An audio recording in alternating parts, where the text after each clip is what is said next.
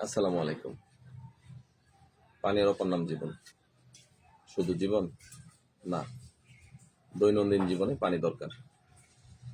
শুধু পানি খেলেই হবে না, একটা নিয়ম মতো পানি খেতে হবে। প্রতিদিন কতটুকু পানি খেতে হবে আমরা অনেকে জানি, অনেকে জানি না। পানি আপনি কম খান, পাশাপাশি আপনার বাচ্চাকেও পানি কম খাওয়াচ্ছেন। আপনি জানেন এই পানি কম খাওয়ার কারণে প্রস্রাবের ইনফেকশন হচ্ছে। এই ইনফেকশন থেকে কিডনির সমস্যা হতে পারে, জ্বর হতে পারে, বিভিন্ন রোগ হতে পারে। সবার আগে কিডনির সমস্যা। কিডনি বাঁচাতে পানি অবশ্যই পরিমাণ মতো খেতে হবে, যতটুকু প্রয়োজন।